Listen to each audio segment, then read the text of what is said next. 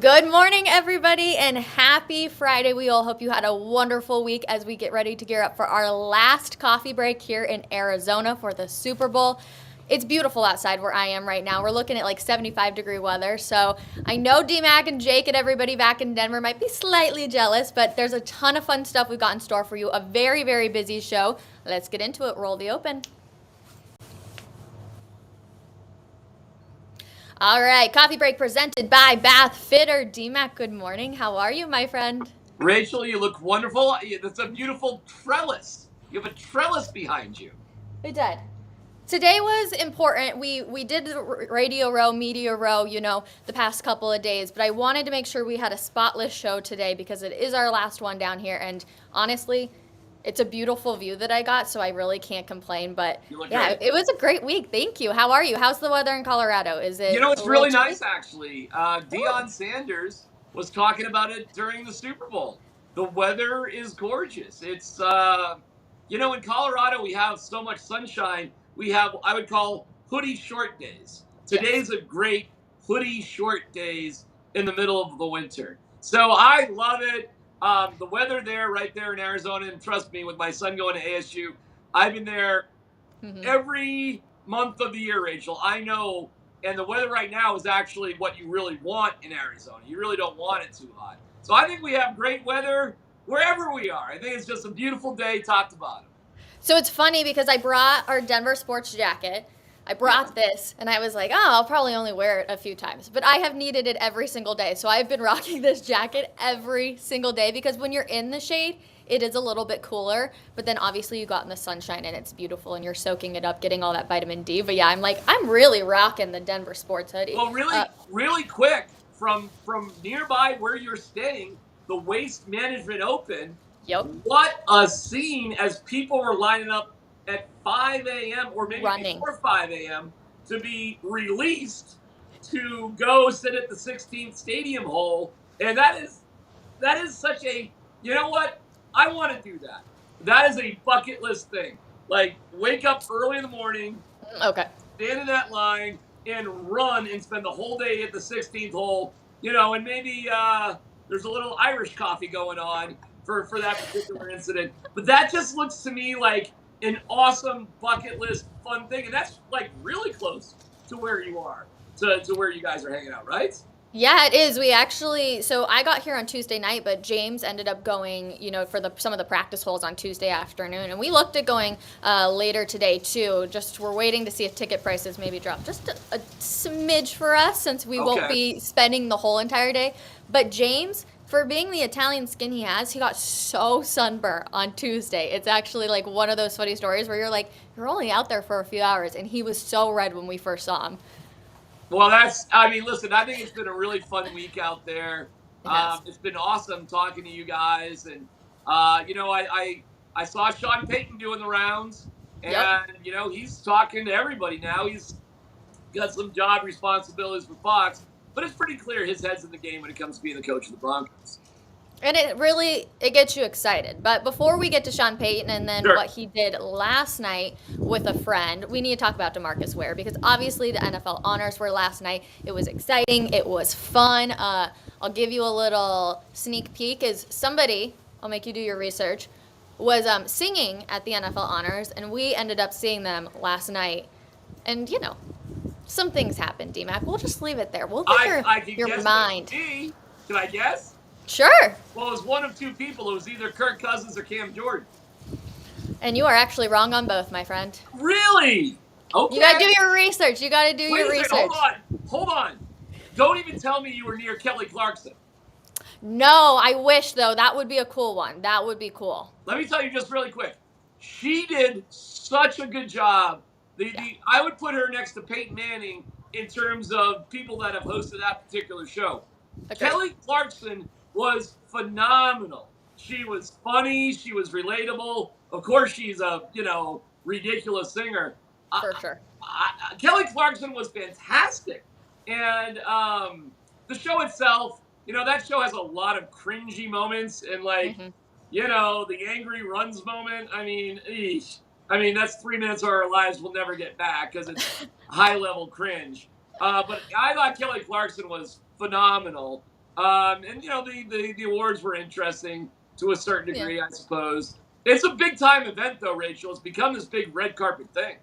It for sure has. And obviously, we want to say our congratulations to DeMarcus Ware for being elected into the Hall of Fame. It's a very defense focused, Hall of Fame class this year, which is great to see because I feel like so often we see the offense kind of take the shining light. But obviously, DeMarcus and what he did with the Broncos and obviously with the Cowboys too, he had a wonderful career. So congratulations to him all along. It's DeMarcus Ware will be regarded as a Broncos Hall of Famer by the Broncos. I've had this conversation with Jim Sacamano, longtime PR guru, legendary Jim Sacamano. And the way he sees it, if you play even one season like Tony Dorsett did and you get in, you're a Bronco in the Hall of Fame. Now, what's really compelling about DeMarcus Ware, like Neil Smith, is he only spent a couple years with the Broncos, but he won a championship. And he only won a championship with the Broncos, not the Cowboys, as Neil Smith only won a championship with the Broncos, not the Chiefs. So it's a really – and Peyton Manning, of course, won well, no, that's different because he won a championship with the Colts too. It gets a little sticky when you've won a championship as a Hall of Famer with a team that you really didn't spend the most time on. So are you really a Bronco or are you a Cowboy? Are you what you are for the length of your career or the best time and championship moment of your career? What are you? That's actually a really good question because obviously, and we'll just use Peyton Manning as the example, he essentially chose the Broncos like 100% over. And I know there's some drama on the back end there, but like you never see him attending the Colts games or doing anything of that nature. Like he full-heartedly went into Broncos country and he said, this will be my home. So yeah, it's a good question of like, is it where your career was best or is it where you spent the length of your career and how does that work? I want people in the comments to answer too because it's a really valid point there, DMAC.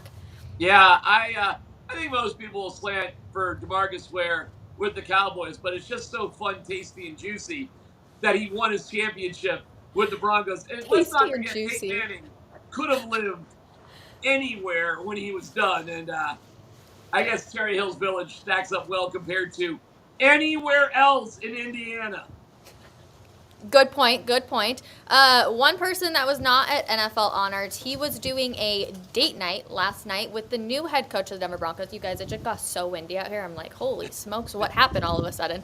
But he was not at NFL Honors, which I feel like in years past we've definitely seen him. But Russell Wilson chose to have date night with Sean Payton, and there's Joe Montana as well. But again, he wasn't all dressed up with Sierra going to the Honors. He was just doing a casual date night with the new head coach of the Denver Broncos. Now, when I first saw this, I was like, oh, interesting. They're just having dinner, whatever. And James made a point of, do you really want your quarterback to be having dinner with your new head coach? And then, of course, you go and look at the comments, and people were also like, should you really be having dinner with your new head coach without any other teammates? Like, isn't that kind of weird? Yada, yada. So, DMAC, your reaction. What, James said that? James did. Is like Mr. Russell Wilson defender. I know, No, that's ridiculous. Of course you need a great relationship with your head coach and your quarterback.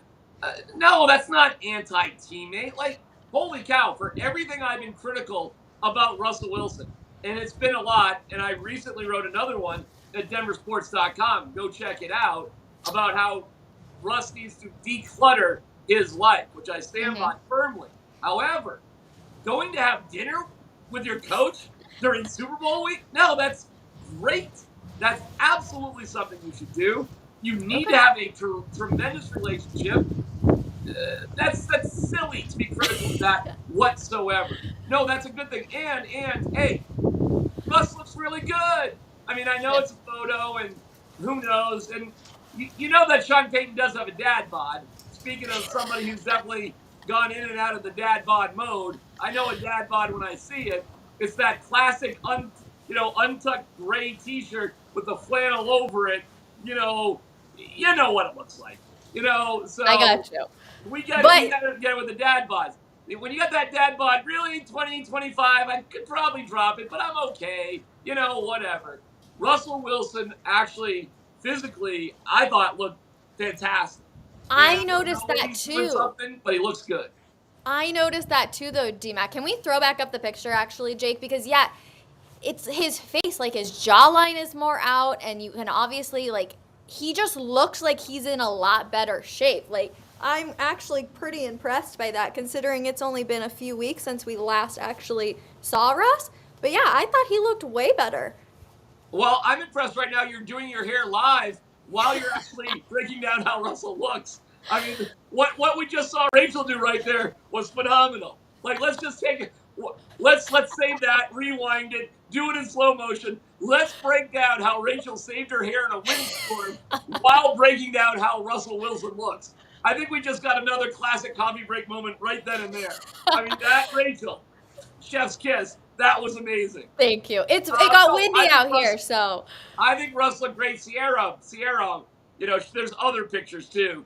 She looks obviously phenomenal. She doesn't have to play football. And, Joe Montana's hanging in there. And, we got the dad bod with Sean Payton, which is fine. That's exactly what hey, Rachel, a football coach should not look like a triathlete. He shouldn't have time for that. We want him to be healthy and all, but he probably should always look like he could lose a couple of pounds. When you see people that are in too good a shape, I just think they got too much time on their hands. That's what I like to tell myself. But Russell looks really good. It's great that he had dinner with Sean Payton. Now is the time, probably not before Sean Payton officially took the job and Russ couldn't help himself. Okay, but now is the time for Russ to dial in with everything with Sean Payton. No, that was great last night. I'm glad they had dinner together. Okay, well, are you going to be critical on this next point of we saw the date night tweet, we saw the picture on Instagram, we saw it all go out on Twitter, but we still haven't heard anything from Russell Wilson about his charities? Yeah, that's soft. That's weak. I thought we were. I was led to believe that might happen. It didn't happen. You got a further explanation from Shayla Tate, who we're now becoming familiar with. And she was put with Mike Kliss, who wrote a great article about it. I think it's soft as Charmin that Russell Wilson doesn't address things himself when his name's on it. He's got to stop passing that particular buck. He needs to take accountability for whatever the issues are, at least go on record. And I think it's a terrible moment, a bad moment. And I think he's just got too much crap going on in his life. Rachel, he's got a LinkedIn page. Why does Russell Wilson have a LinkedIn page? Wait, does he actually? And then if you look at his LinkedIn page, there's a lot of stuff on there, okay? And a lot of that stuff is relatively new, like 2019 moving forward, meaning he's increasing his commitments to other things. So as he's getting older and as it's getting tougher to play, for whatever reason, he's making his life busier. That's a big mistake. He should be simplifying things for the time being, Rachel, for the time being. And then when he's done in about 4 years, theoretically, knock yourself out. Nobody is into business more than Shaquille O'Neal. But it was Phil Jackson that told Shaquille O'Neal, if you want me to be your coach, you got to cut certain things out and be completely dedicated to basketball. Shaquille did it. They won 3 NBA championships where he was a 3-time finals MVP. Listen, Rachel, I think Russ is washed, okay? But if he's going to have a chance, he's got to simplify, get himself in better shape, and declutter his commitment closet quickly. That's beyond solid advice. Okay. Yeah. Weird he has a LinkedIn page. I did not know that. You would think with somebody as big as Russell Wilson is, why would he need a LinkedIn page? But I'll let it be. I would actually love for Jake to pull it up and give me a picture of it, because I think that's you know why he has a LinkedIn page?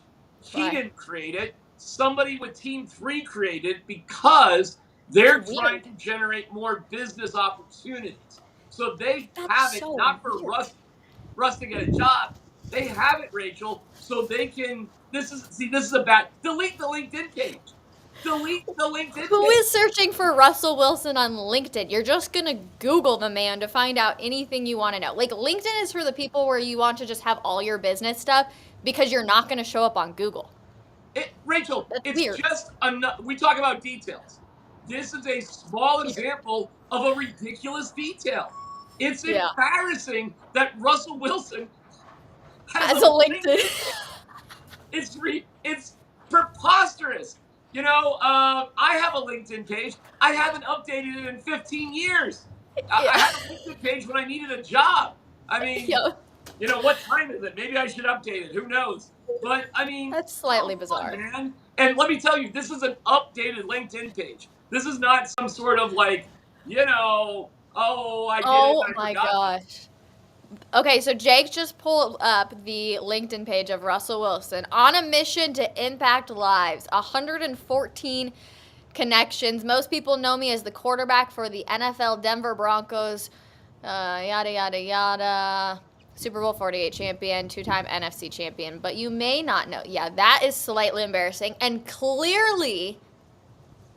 Oh, here we go. Professional football player, full-time, chief executive officer, founder of Why Not You Foundation, founder of the Braver, founder of the House of LRNC. Wow, that is actually something else. Yeah, that's weird. Rachel, there's like 14 jobs there. Yeah, that's just strange. And below, when you keep going down, he goes, I don't want you to think of me as just a football player. It's like, hey, time out, dude. Time out. We do want to think of you just as a football player. Yeah, this is what you're making $250 million guaranteed dollars for. This is why we gave up 2 first rounds, 2 seconds. Shelby Harris, Noah Fant, Drew Lock. This is why we had to give up another first round draft pick for a coach to coach you, dude. Like, Rachel, oh my God, delete it. Your LinkedIn page should say football player. Look at me as a football player. The end. That's it. How many other football players have a LinkedIn page is actually going to be the question, and that's something I'm going to dive into after coffee break because I'm very curious. 31 other starting quarterbacks. How many of them? Tim Tebow has one. I mean, listen, Rachel, he's not a bad guy. He's not. But things just get out of control with him, and he loses track because he has too much crap going on. And that's this charity stuff. I don't have any doubts that he had the best intentions for this charity stuff. I think he's being pulled and prodded in a million different directions. And why this matters is because I do think it's distracting for what he's doing on the field. I do. I think it's distracting when you get home and there's 10 million other things that you have to do or somebody's bothering you with or you have to make a phone call to. Like he went to the U.S. Open during Labor Day weekend when the team was off. He sat in Serena Williams' family's box with Sierra. I mean, all right, you got a weekend free. But Rachel, he went on to CNBC later that weekend to talk about a deal he has with Carrier Air Conditioning on CNBC. It was a business trip. Like, hey, man, I get it. It's vacation time. You can do whatever you want in your life. But don't give us the impression that you're talking about air conditioners, even if it's a good cause, the weekend before the NFL season started. So listen, man, this is not complicated. Get this stuff done. You will have time for all of it, Rachel, when your career's over. At least symbolically, tell Broncos fans that this is your biggest priority, a LinkedIn page? Give me a break. I agree. I think it's funny. I think you're right about a lot of it too, is that he's getting pulled and, pronged or whatever the saying is in so many different directions because he has so many different things. And you can clearly tell he didn't write that. So yeah, maybe it's time for Team 3 to back away, let him do his thing because he's going to be the most successful on the football field. And that's how this is going to help all of these charities. Like we can just be Russell real. Wilson, gather Team 3. Who in the room thought this was a good idea? Who wrote it? I mean, why? Russ, just ask that question. Because I bet you had nothing to do with it. Look around at Team 3, Russ, and ask, why did we do this? What was the point of it? And if they cannot give you an answer, and I have no idea what a good answer would be, that person needs to go. That person needs to go.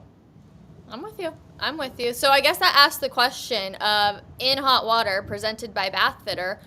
Is Russell Wilson in hot water right now because he has not released a statement for his charities or because he is going on date nights? My answer is yes, he is in hot water because of the charities. No, I won't say he's in hot water because of having dinner with Sean Payton. I think it's great. DMAC, your response is the same? He's remarkably unaccountable for not speaking for himself when it comes Agreed. to the charity situation. And I really do find if he spoke for himself, people would be sympathetic, understanding, forgiving, and it would really kind of be fine. But when you just want to have something like that happen, listen, man, if something happens to you in life and there's a reasonable explanation for it, even if it does need an apology, okay? Nobody's perfect. And apologies are, especially heartfelt apologies and promises, are just fine. But yeah, I think he's in hot water for this because it's a non-acceptance of something that really should be a no-brainer.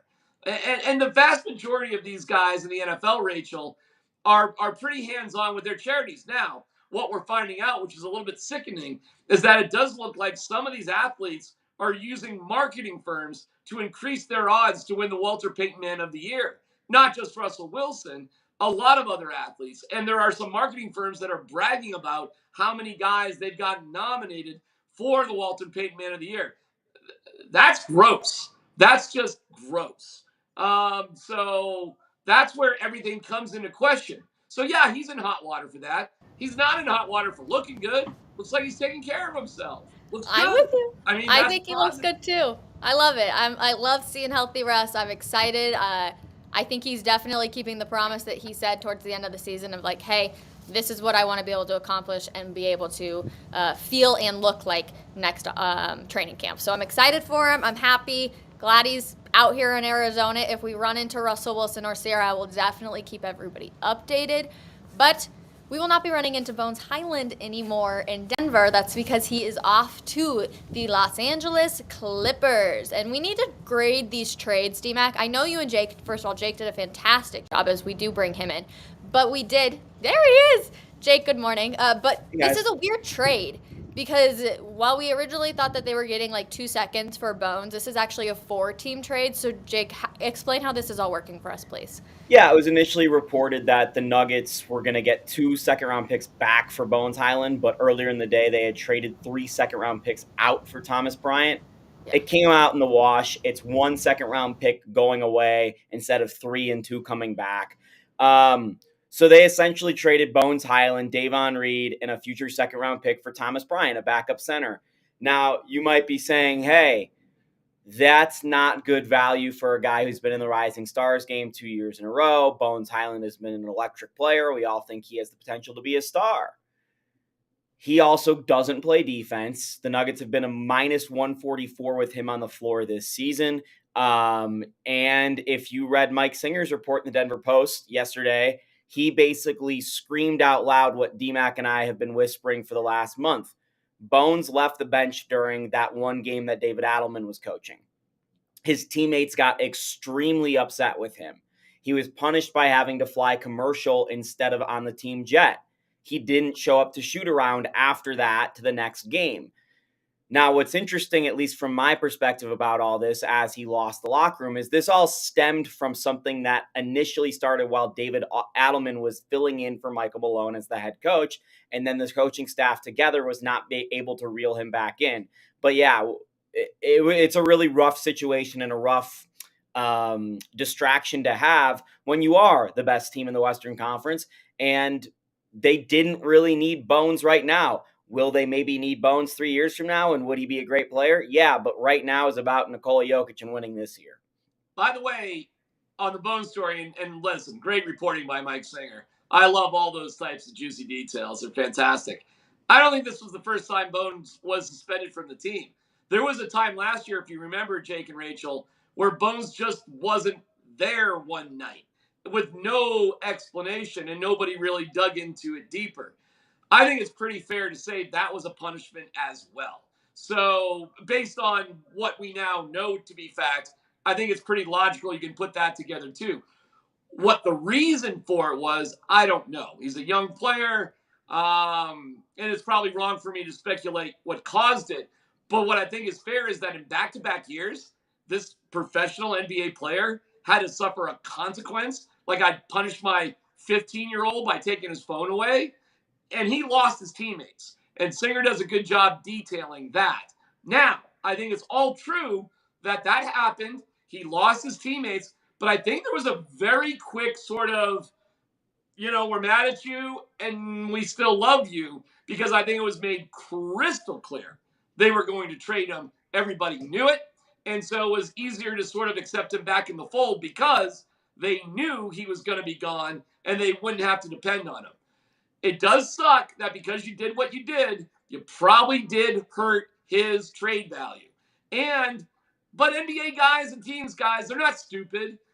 Trust me, if Mike Singer could find out all this stuff, I'm sure other NBA teams knew it as well. There's just too many people that knew that information, players, agents, coaches. I'm sure this was well known. So I think, all things considered, when you traded Davon Reed, Bones Highland for Thomas Bryant and a second-round pick, basically, or those two and a second-round pick for Thomas Bryant, I think that's a good deal. And we got one more, and I'll let Jake explain it, but we got one more piece of the puzzle that's likely to come. Yeah, so the trade deadline's over. There's not going to be a trade that happens that affects the Nuggets roster. But they traded 2 players and got 1, meaning they have a roster spot open. They've got 14 of their 15 roster spots filled. Don't tell me this is Will Barton. It could be. It could be, but likely won't be. It won't be, but it could be. A lot of the players moved ahead of the trade deadline, like teams by the Clippers who are moving out players to match salaries because you have to do that in trades. They move away legitimate players. The problem is the teams that are tanking don't really want them, but they want the draft picks associated in those trades. So they'll just straight up cut them. Yesterday, Colorado native and longtime Clipper and really good Piston at one point, Reggie Jackson, got cut. He's a good ball handler. The Nuggets could use Reggie Jackson. Will Barton, who was not traded, is another guy who got cut yesterday. So there was several guys. Russell Westbrook's going to be one of them. There's several guys around the league that are getting bought out. And the Nuggets have an extra roster spot that they can offer the minimum salary to one of these players. So basically, when this trade comes out in the wash, it's going to be Bones, Davon, a second-round pick for Thomas Bryant and whoever they acquire on the buyout market. Now, what's the grade on that trade is the big question you asked, Rachel. I would probably put this at a B-. It wasn't a great trade. I thought the Nuggets could have done a lot better yesterday. I thought they could have used a trade exception to help buy themselves into a 15th player, but the Kroenkes weren't going to spend an extra $15 million on tax bills just for a $9 million player who might get in or might not. So it wasn't a home run day, especially in the context of the other moves that were made in the NBA, but they didn't need a home run. The Nuggets are in a great situation. They just needed to improve their roster and get something that would help them down the stretch. Bones Highland was likely not helping them down the stretch. Thomas Bryant is a backup center who's a very good offensive player, has some shooting touch. What Zeke Naji is defensively, Thomas Bryant can be offensively, and now they can kind of platoon their bench lineup. I actually asked Michael Malone about using his bench like a baseball bullpen earlier this season. They have that ability, if they want to play certain guys in certain matchups. Okay, true.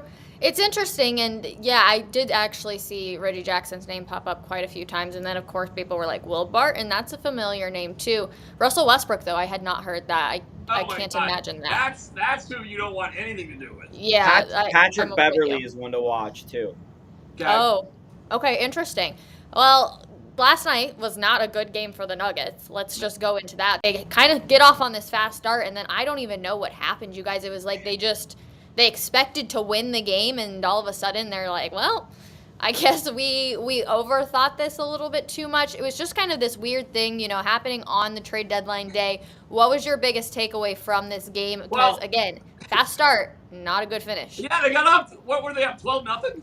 Yeah. I mean, started good, but 12-0 is not leading by 30 after one. And maybe they thought it did. And you know who had kind of a so-so game? Was Nikola Jokic. It kind of happened. He was kind of off his game. Michael Malone was a little bit critical of Jokic for being sloppy with the ball. It was a weird night. Bol was incredible against his former team early in the game, and they just could never get any traction going. Listen, I think look at the teams, every NBA team's road record. They all suck. There's only 4 teams in the NBA that actually have a winning record, and with that loss, the Nuggets aren't one of them. I think they're like one game under 500 on the road. So inherently, this is a big problem for the NBA, guys. There's just too much disbalance, if that's a word, between home and road. Like the competitive situation of these road games sometimes is kind of ridiculous. So you got to take your home wins with like a grain of salt. That's why you've got to have a dominant winning home record no matter what, because it is during the regular season so much easier to win at home. You go to Florida, guys. I don't know. Did you get a little distracted? Did you get a little full of yourself? I mean, what was going on there in Florida? I mean, that was clearly not a very focused team. And do they play the Heat first or Charlotte? I'm not sure how it goes, but I believe it's one of those two teams next. I think it's Charlotte. So, you talk about distractions, DMAC. Katie Wingy was actually talking about this yesterday.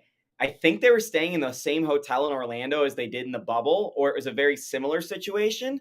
So I think there might have been a little PTSD with those guys because, like, the bubble scarred a lot of the NBA. Like, they hate talking about it. But to DMAC's point, the Magic. Okay, bye DMAC. The Magic have played the Nuggets twice very recently here. Right, Rachel? They played them in Denver. It required a Nikola Jokic buzzer beater to defeat the Magic. The Magic have actually been a 500 team for like the last 2 or 3 months. They haven't been that bad. Coached by Jaleel Mosley, former Buff, former Nuggets assistant as well. Like, that's not a terrible team, as terrible as their record says. And they kind of got the Nuggets number a little bit with the way they match up against the Nuggets. And that's okay. Like, you're not running into the Orlando Magic in the playoffs. So I think these guys don't necessarily it was just a weird game. They don't really care. Like, I'm not going to be moved by the Nuggets losing game 63 on the road against the Orlando Magic without Jamal Murray. Like, it's just something that happens over the course of the regular season. But there is some concern, I think, with the fact the bench all season has really struggled on the road. And the bench in this game, I think, scored 8 points and got outscored like 45-8 or something. So it's something that we are going to monitor over the course of the end of the regular season, especially without Bones Highland. What type of units Michael Malone puts together. Can Thomas Bryant be a contributor, offer some points off the bench? That's why they got him, to be better when Nikola Jokic is off the floor. So that's one of the big things we're watching towards the end of the regular season. But yeah, Nuggets could go 500 the rest of the way, and they're still going to end up with the 1 or the 2 seed. So it's not that much of a worry. Just keep your guys healthy. And it was good to see Aaron Gordon come back from a little injury he's been dealing with and almost have 40 points. So, by the way, your boy Bull, DMAC, he's had 2 good games in the last 3 months, and both have been against the Nuggets. Got that little bit of extra firepower underneath for sure. There is a team to be concerned about, though, guys. There is a team to be concerned about. Who? It's the Avalanche. That's dude, that's not good. That is not good. They got humiliated last night in Tampa. And they play Tampa again on Tuesday back here in Denver. So let's see what's what. But that was bad. That was a bad game. It was a test, and they did not pass it. They flunked it. Well, and it's also not helping that Cale Makar is not with the team after a ugly, dirty hit, everyone's saying, even though we're not seeing any suspension on it. So it's very strange. We've got the play for you to look at, too. It's just not good. Like, it's a total blindside. It's a straight elbow to the face. And, yeah, he's returned back to Denver because he's being looked at for concussion. After the game, he was totally fine, but then he woke up the next morning not feeling good. Like, that's actually scary, DMAC. Super scary. Incredibly concerning. We have seen concussion, and I don't know why in hockey concussions seem to have deeper and longer lasting impact than they do in football. I don't quite get it, but there are guys, Rachel, who have lost huge chunks of time in the NHL. I'm talking about seasons. Never mind just a week or 2. I'm talking about a year. Bo Byram was going through some really weird stuff with his concussion issues. The fact that he came back, played, and was so great in the postseason, it's wonderful. But he was going through a weird time because it's not just the concussion. It's the emotional damage it can do as well. You're talking about your brain chemistry, and it can lead you down the path of depression and other pretty serious stuff where it's not just are you physically ready, it's about your mental state of mind. I'm going to knock on every piece of wood I can find for the health. Yeah, I mean, wherever it is, for the benefit of Cale Makar. And I think it's really disturbing that he initially did travel with the team and came back, and so that's at least 2 weeks, Rachel, at least. And I'm nervous. I'm officially nervous about this Avalanche team even making the playoffs. Okay, we're down to this. You're gonna get Landeskog back. I mean, at some point. But now you're gonna be out with Makar for a chunk of time. And Rachel, this is the team. I mean, there's nothing else. There's nowhere else to look around. Okay, this is it. This is the team. And if you can't play better than you did last night on a more consistent basis, Rachel, they're gonna have a tough time making the playoffs. I'm right now not even sure if they will. It's really scary, DMAC, and a lot of people are like, what's the biggest difference between last year's team and this year's team? Like, you can look at the injuries. Obviously, they don't have Nazem Kadri, which everyone still points to. And I guess the depth isn't quite what it was, but like, what else is missing? Because they still do have a lot of the key pieces that they had to make the run. Gabe obviously is the big one that's missed the entire season, and we thought we were getting him back in the middle of January. But what else are you looking at that you're like, what's not clicking? Like, what's going on here? Basically, the risk they ran was the benefit of having Sam Girard as a very offensive defensive player, as well as Bo Byram, Taves, and Makar. That combination, Girard's combination to that, was regarded as more important than what you would get as a second line center with Nazem Kadri. That's the problem. They were wrong, and that sucks. Kadri was an all-star representative from Calgary. And by the way, Calgary's not doing great as a team, but Kadri's doing great as an individual. They made a mistake. And I hate being overly critical of the Avalanche because they've done so many great things, but they just have not gotten what they needed out of Sam Girard in particular. And Bo Byram's been hurt a lot, and Josh Manson's been out for a ton of time. So, so what you need, Rachel, if you've got a shot this year, they made 4 significant additions at the trade deadline last year with Lehkonen, Sturm, Manson, and Cogliano. Round 2, Joe, and Chris McFarland, you got to go. And they've been wonderful in terms of managing this team and putting this team together. But if you have any hope, you've got to make hay at the trade deadline, which I believe is March 3rd. So you got like 3 weeks to figure it out. But if they don't figure it out and they don't make significant changes, Rachel, there's not enough on this team. I'm sorry to say. I wish that wasn't the case. And it wasn't just losing Kadri. You lost Andre Burakovsky, who is a significant contributor. And, Darren Helm's been in and out, who you more or less haven't had either. Nichushkin's been out for a lot. And now we're losing Cale Makar. The story of this season may be this simple. You didn't get what you needed out of Girard. You should have kept Kadri. And you had untimely injuries that have derailed the season. Also, I think Georgiev's been okay, but I think he's just been okay. It hasn't been spectacular, but it's been okay. Frankie's been okay. So you haven't had probably the outstanding goalie play that you probably were hoping when you moved on from Kemper. Unfortunately, for everything they got right personnel-wise, there's just a few misses that are really hurting them right now. True. And I will also say, Darcy wasn't the most fantastic part. I don't think the goalie, they're kind of all in the same wagon together. And obviously, you're getting the A team of every single team that you play all season long because you are the defending Stanley Cup champions. You are getting the A team 100%. We want to beat the defending Stanley Cup champions every single night. Yeah, I would agree. Georgiev hasn't been great. But last year, I didn't look at Darcy all the time and be like, oh, man, Darcy's the whole reason we got here, yada, yada, yada. It's all the other key pieces. And the big one, like you kind of mentioned, is just Nazem Kadri. So do you go find a second-line center to be able to... Oh, you gotta. You gotta, whatever. But who, right? Ryan O'Reilly, but he was injured, and I think he's back. I'm not 100% sure on that. I think a guy like Taves, Jonathan Taves, maybe one of their targets. But listen, we didn't realize, at this time last year, we weren't talking about Artturi Lehkonen. We weren't. and Joe and Chris McFarland found him, got him, True. which was great, and it made a huge difference. So True. to a certain degree, it's like in Joe Sakic we trust. And I know Chris McFarland is more of the GM and Joe's the president, but like Yeah. everybody knows Joe. So in Joe we trust. By the way, Joe is very present. Even though his job title changed, Rachel, I see Joe at all the games. He travels with the team. Joe is very, very involved in the team still, even though he doesn't have the GM title. He's not playing golf in Coeur d'Alene, okay? Idaho. He's not. Joe's very, very present. But now I was you thinking really if a got, golf reference is going to make it in here at some point. yeah, I take my gigs where I can find them.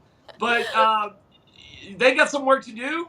I don't think there's any sacred cows on the team aside from Rantanen, Nichushkin, Cale, Taves, McKinnon, Landeskog, Lehkonen, but anybody else. JT Compher, who I love, Logan O'Connor, Alex Newhook. I mean, come on. These are the guys. If you got to move them, Sam Girard, Sure. I mean, even somebody like Bo Byram, who I think the world of, but you can only get good players for other good players. Mm-hmm. You got to make a move. The window's small. You're in one, Sure. barely. But Rachel, that unless you just are like, it was too much. We got to shut it down, and we're good with our core for next year. And Yeah. That's a possibility. That is a possibility.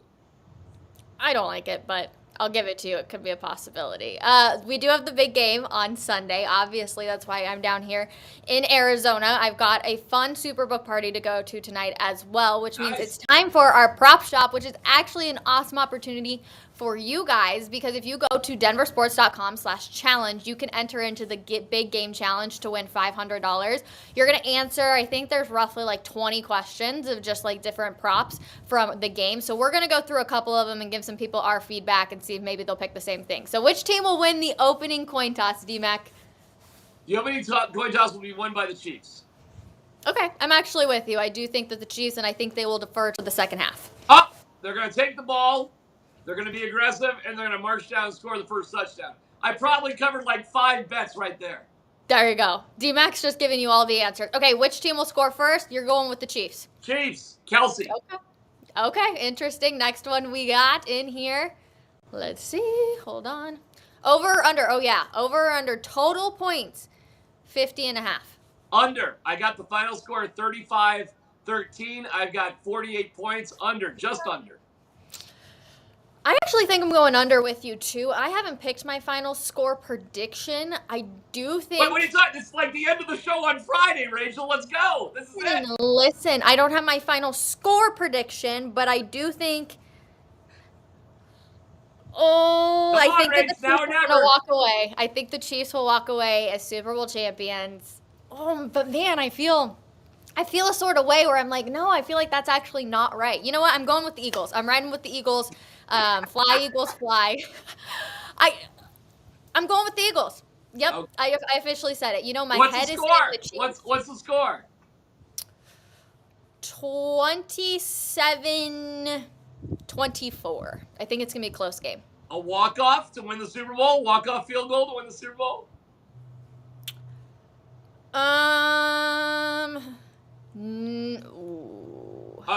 Here's your choices. It's a 27-24. It's a walk-off field goal to win it. Yep. It's the Chiefs coming back but falling short like on an onside kick. Or it's the Eagles going ahead and stopping the Chiefs' offense. So the Chiefs' offense gets stopped, or there's a walk-off field goal. I guess it's really kind of those two. I don't think it's the walk-off. Actually, no, I don't think it's the walk-off field goal. I think that the Chiefs just get stopped. Chiefs get stopped. Yep. Okay. Patrick Mahomes. I know. MVP. Generational player gets stopped. But he can only do so much, D-Mac. He can only do so much, okay? But listen to what you're saying. The MVP of the league, generational player, gets stopped by the Eagles defense when it matters the most. Okay, but listen. If Travis Kelce wouldn't be the one, who would be the one to drop the ball? Drop the ball? Juju Smith-Schuster. Yeah, Juju Smith-Schuster on 3rd and 7 to advance the ball doesn't catch it because Well, he gets hit. Rachel, Boom, done. just go back in Super Bowl Eagles history. They get a sack fumble like they did to Tom Brady. True. And that's probably the most reasonable way for something like that to happen. And that's exactly what happened. That's how the Eagles won their last Super Bowl. And I guess it would be like 4th and 7 because they're obviously going to go for it. But doesn't have to be. It could be any kind of passing down. But if you want to say the way the Eagles will stop is a strip sack fumble of Patrick Mahomes, I mean, okay. I mean, that could happen on 3rd and 17. You know what I'm saying? I mean, it could happen at any point. I love the Super Bowl. I am so excited for the game. Okay, our last one has to do with the defenses. So, I believe it's over and under 5.5 sacks total. You going over or are you going under? I will. Wow, that's a good one. I'm going over. I